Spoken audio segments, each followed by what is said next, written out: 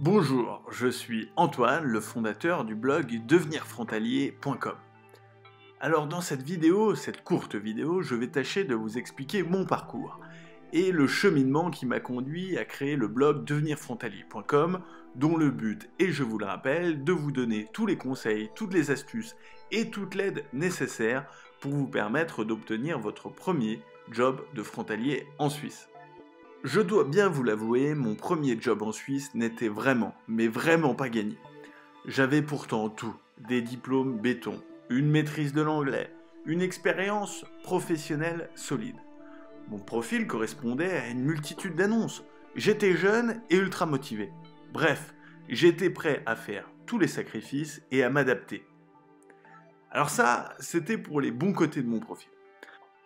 Le mauvais côté, c'est qu'à l'époque, je n'avais absolument pas conscience des différences de pratique entre la Suisse et la France. Je ne connaissais pas suffisamment la culture suisse et les us et coutumes. Et autour de moi, je dois bien l'avouer, je n'avais personne pour me conseiller sur la démarche, sur ma candidature et plus globalement sur ma stratégie. Et à l'époque, c'était il y a désormais quelques années, les conseils sur Internet n'étaient pas, mais alors, vraiment pas pertinent. Le résultat, c'est d'ailleurs peut-être ce que certains connaissent. 100 CV envoyés, 0 retour favorable. Rien du tout. J'avais pourtant travaillé des heures sur mon CV, sur ma lettre de motivation. J'étais motivé, j'envoyais des candidatures à tout va. Et pourtant, rien de rien. J'étais prêt à tout arrêter. Et au final, à continuer mon job merdique, et à continuer un destin pas forcément très glorieux. Bref, la vraie déprime. La vie est faite de rencontres, et une rencontre a changé la mienne. Elle l'a changée à tout jamais. C'est une histoire complètement banale, une histoire de hasard. Il y a quelques années, j'ai rencontré Maurice. Maurice, c'est tout simplement le voisin de ma grand-mère. Il avait à l'époque 78 ans, il était suisse et vivait à une paisible retraite en France. Alors pour vous raconter la petite histoire, j'ai rencontré Maurice en coupant la haie de ma grand-mère. Et puis en discutant au fur et à mesure avec lui, j'ai appris que Maurice avait été DRH d'une grosse entreprise genevoise. Alors DRH, je vous le rappelle, c'est directeur des ressources humaines. C'est donc la personne qui est en charge de recruter dans les entreprises et de manager et de faire évoluer tout au long de leur carrière des salariés et des cadres. Alors Maurice, il avait eu une carrière particulière, puisque sa spécialité, c'était de recruter des salariés, en particulier des cadres, c'est vrai, et dont un certain nombre étaient des frontaliers ou des expatriés. Alors en lui parlant de mes problèmes, et surtout de mes échecs, Maurice m'a donné plusieurs conseils. Et puis il m'a demandé de revenir le voir dans une semaine avec mon CV et ma lettre de motivation adaptée avec la prise en compte de ses conseils. Alors autant vous dire que je n'ai pas attendu une semaine. 2 jours plus tard, j'ai présenté mon nouveau CV à Maurice. Et figurez-vous, une fois de plus, verdict sans appel, Maurice l'a trouvé tout simplement nul. Et il m'a demandé de le recommencer. Alors j'étais un peu dépité, c'est vrai, et mes débuts avec les règles suisses ont été assez compliqués, je dois l'avouer. Mais finalement, je me suis accroché. J'ai bien écouté ses conseils, j'ai bien réfléchi, je me suis documenté, et j'ai refait mon CV. Et je l'ai représenté à Maurice, qui cette fois l'a trouvé convenable. Et c'est à ce moment-là que tout allait changer. Depuis cette rencontre, je n'ai plus jamais eu de problème pour trouver ou changer de job en Suisse. J'ai toujours eu au moins 30% de réponses favorables à mon CV. Alors vous vous demandez peut-être ce qu'il y avait de si spécial dans le CV corrigé par Maurice pour avoir un tel impact sur ma recherche d'emploi. J'y arrive très vite. Mais avant ça, je dois vous raconter une petite histoire. Et elle va vous aider à comprendre l'importance du message délivré par Maurice. Dans les années 2000, n'importe qui, je dis bien n'importe qui, pouvait trouver un job et très bien gagner sa vie en Suisse. C'était rapide, il suffisait d'envoyer un CV bâclé et d'appeler une agence de placement. Vous étiez certain de trouver un job sous 3 jours et de doubler au minimum votre salaire français. C'était la grande époque des frontaliers. Des dizaines de milliers de Français se sont lancés sur le marché du travail suisse.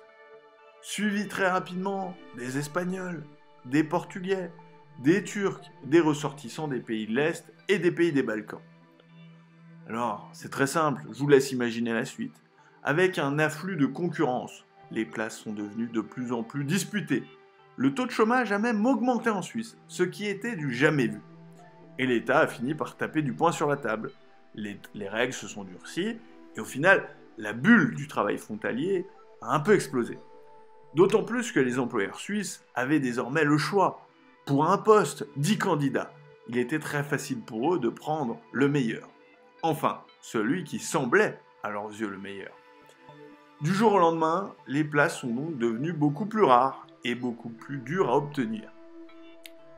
Et encore aujourd'hui, il reste, rassurez-vous, de nombreux frontaliers français qui gagnent très bien leur vie. Encore mieux, savez-vous que la Suisse a besoin actuellement de 10 à 20 000 nouveaux travailleurs frontaliers? Ça, pour chaque année. Certains arrivent encore à décrocher des places en or, voire même à tripler leur salaire. Alors comment font-ils? Eh bien c'est très simple. Soit ils sont pistonnés par leur entourage, quelqu'un qui travaille déjà en Suisse, quelqu'un qui est déjà recruteur ou quelqu'un qui a la faculté de mettre votre CV en haut de la pile, soit ils sont extrêmement bons et extrêmement pertinents dans leur recherche d'emploi. Bref, en gros, pour vous donner une image, pendant que la majorité des candidats candidatent à l'arrache avec un CV qui est le même que celui qu'ils utilisent en France, avec une lettre de motivation complètement standard, eh bien certains prennent le temps de faire des candidatures de grande qualité, de s'intéresser aux us et coutumes suisses, de se différencier. Et figurez-vous que c'est eux qui finissent par obtenir les meilleurs emplois. Alors, avec Maurice, j'ai appris tout un tas de choses.